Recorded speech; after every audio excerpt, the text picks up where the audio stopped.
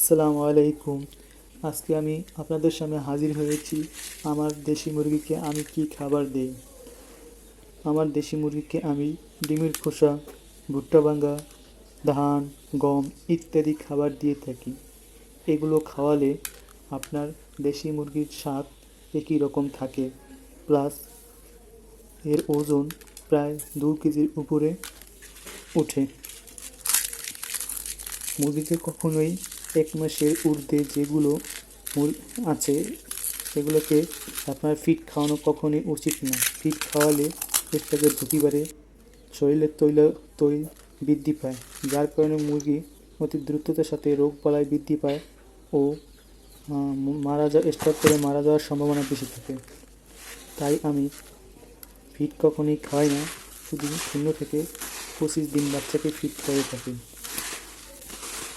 আপনারা খাবারগুলোকে ডিমের খোসা ভালোভাবে গুঁড়া করে এরপর ভুট্টা, ধান, গম ইত্যাদি মিক্স দিয়ে একসাথে সবগুলো মিক্স করবেন ভালোভাবে। মিক্স করার পর পরিমাণ মতো লবণ দিয়ে আবার মিক্স করবেন। নিয়মিত এগুলো মুরগিকে খাওয়ালে আপনার দ্রুত বৃদ্ধি পাবে এবং ওজন 2 কেজির মতো হয়ে যাবে।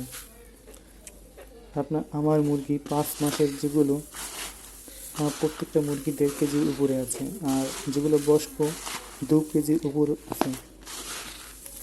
তাই আমি এই খাবারগুলোর মুরগিকে খাইয়ে থাকি এবং যতক্ষণ বাইরে আমি মুরগিগুলো ছেড়ে ফেলি, তাই বাইরে পোকামাকড় এবং আমার জমি আছে সেখানে ঘাস খেয়ে থাকে। আমি মুরগিকে শুধু দুবেলা খাবার দিয়ে থাকি, বাকি সময় বাইরে খাবার খায়। আমার একটি পোষা ঘুঘু আছে, ওর খাবারের সময় হয়েছে তাই খাবার খেতে এসেছি। মুরগিকে যা খায় তাই আমি ওকে খাবার দিয়ে থাকি। দেখুন আপনারা মিক্স খাবারগুলো মুরগিকে কীভাবে খায়, খুব সুন্দরভাবে মুরগি এগুলো খাচ্ছে।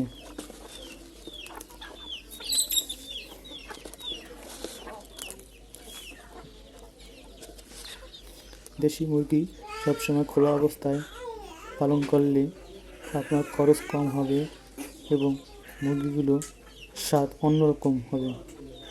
দেশি মুরগির স্বাদ সেই টেস্ট হবে।